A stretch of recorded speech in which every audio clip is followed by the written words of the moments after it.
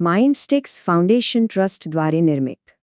गळक्या नळांपासून ते अगदी परफेक्ट टेक्नॉलॉजीपर्यंत गुणवत्तेच्या मागे लपलेलं विज्ञान. आज आपण आपल्या रोजच्या आयुष्यातल्या एका छोट्याशा पण डोकेदुखी ठरणाऱ्या समस्येपासून सुरुवात करणार आहोत आणि त्यामागे लपलेलं एक भन्नाट सायन्स उलगडून पाहणार आहोत.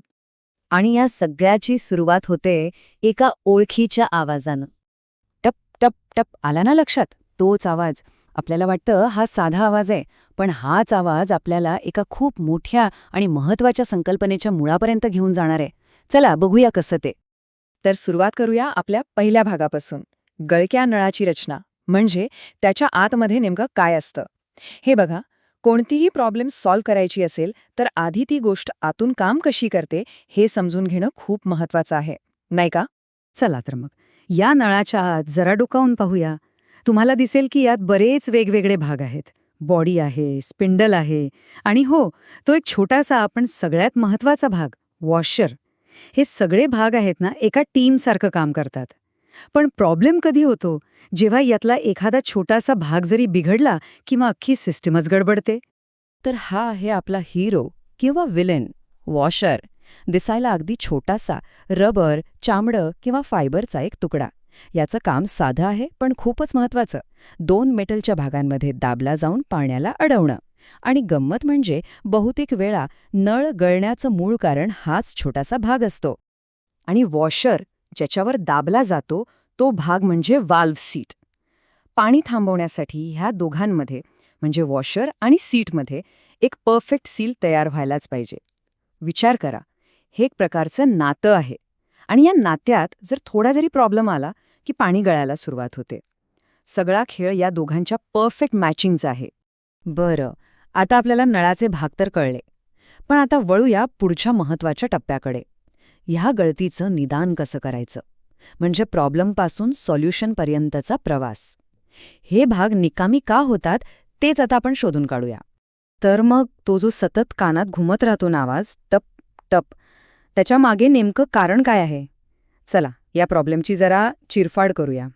आता इथे नीट पाहिलं ना की एक इंटरेस्टिंग गोष्ट लक्षात येईल. बहुतेक प्रॉब्लेम्स फक्त 2च छोट्या भागांभोवती फिरतात. एक म्हणजे वॉशर आणि दुसरा पॅकिंग. म्हणजे विचार करा, एक अगदी छोटा, स्वस्तात मिळणारा भाग खराब होतो आणि आपला अख्खा नळ डोकेदुखी बनतो. पण यातली चांगली गोष्ट ही की प्रत्येक समस्येवर एक ठरलेला, पद्धतशीर उपाय असतो. ओके, आत्तापर्यंत आपण दुरुस्तीबद्दल बोललो. पण आत्ता आपण एका खूप मोठ्या आणि महत्वाच्या विचाराकडे वळतोय. तो म्हणजे तपासणी. सोप्या भाषेत सांगायचं तर प्रतिबंधाची कला. म्हणजे प्रत्येक वेळी वस्तू खराब झाल्यावर तिला दुरुस्त करत बसण्यापेक्षा ती वस्तू मुळात खराबच होऊ नये यासाठी काय करता येईल. आणि इथेच एंट्री होते इन्स्पेक्शन म्हणजेच तपासणी या संकल्पनेची. याचा सरळ सरळ अर्थ काय, तर कोणतीही वस्तू बाजारात येण्याआधीच ती ठरलेल्या स्टँडर्ड्सनुसार बनली आहे की नाही हे अगदी काटेकोरपणे तपासायचं. ही एक प्रकारे क्वालिटीची गॅरंटीच आहे. ह्या तपासणीमधला सगळ्यात पहिला आणि सोपा प्रकार म्हणजे व्हिज्युअल इन्स्पेक्शन. म्हणजे काय, तर फक्त डोळ्यांनी बघून तपासणं. वस्तूचा सरफेस व्यवस्थित आहे का, तिची जोडणी बरोबर झालीये का, माप वगैरे सगळं अचूक आहे का. आपल्या नळ्याच्या उदाहरणातला तो खराब वॉल्व्ह सीट आठवतोय, तर तसले दोष टाळण्यासाठी ही संरक्षणाची पहिली भिंत आहे. आता ही जी तपासणी आहे ना, याचे 2 मुख्य प्रकार आहेत. पहिला नॉन डिस्ट्रक्टिव्ह टेस्टिंग म्हणजे NDT. यात वस्तूला कोणताही धक्का न लावता तिला तपासलं जातं. अगदी डॉक्टर जसं एक्सरे काढून आपला हाड तपासतात तसंच काहीसं. आणि दुसरा प्रकार आहे डिस्ट्रक्टिव्ह टेस्टिंग, DT. यात वस्तूची ताकद किती आहे हे बघण्यासाठी तिला अक्षरशः तोडून पाहिलं जातं, जसं की गाडीची क्रॅश टेस्ट. दोन्ही प्रकार आपापल्या जागी खूप महत्वाचे आहेत. चला आता थोडं अजून मोठं चित्र बघूया. हे सगळं प्रत्यक्षात कसं काम करतं ते पाहूया. आपण बोलणार आहोत गुणवत्ता नियंत्रण प्रणालीबद्दल. म्हणजे वस्तू बनवताना सुरुवातीपासूनच तिच्यात विश्वासार्हता कशी आणायची. आता आपण फक्त एका तपासणीबद्दल नाही तर एका संपूर्ण सिस्टीमबद्दल बोलणार आहोत. तर मग ही गुणवत्ता किंवा क्वालिटी म्हणजे नेमकं काय? तर बघा, क्वालिटी म्हणजे एखादी वस्तू ज्या कामासाठी बनवली आहे ते काम ती परफेक्ट करतेय की नाही. म्हणजे फक्त अरे वा छान दिसतंय असं म्हणून चालत नाही. क्वालिटी ही कागदावरच्या आकड्यांमध्ये मोजता आली पाहिजे. ती ठरवलेल्या नियमांमध्ये बसली पाहिजे. आणि इथेच पिक्चरमध्ये येतो क्वालिटी कंट्रोल म्हणजे QC. याचा अर्थ फक्त फायनल प्रॉडक्ट म्हणजे तयार झालेला नळ तपासा असं नाहीये, तर तो नळ बनवताना वापरलेला धातू, तो छोटासा वॉशर, अगदी त्यातला स्क्रू, या प्रत्येक गोष्टीच्या प्रत्येक टप्प्यावर क्वालिटीची खात्री करणं. लक्षात ठेवा, ही एक संपूर्ण प्रोसेस आहे, फक्त शेवटची चेकिंग नाही.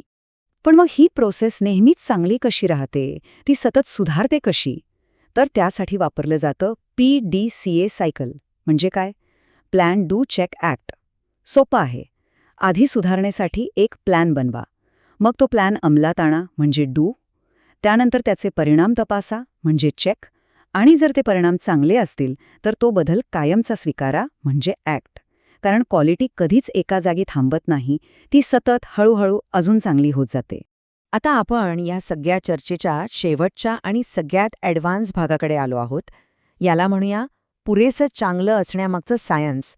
म्हणजे जेव्हा एखादी कंपनी लाखो करोडो नळ बनवते, तेव्हा प्रत्येक नळ परफेक्ट कसा बनतो, या अचूकतेचं मॅनेजमेंट कसं केलं जातं?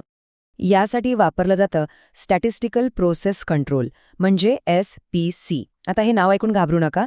याचा सोपा अर्थ आहे गणिताचा आणि स्टॅटिस्टिक्सचा वापर करून हे बघणं की बनणारा प्रत्येक वॉशर अगदी तंतोतंत एकाच मापाचा आणि एकाच क्वालिटीचा कसा असेल. उद्देश हाच की 10 लाखांपैकी एकही वॉशर खराब निघायला नको.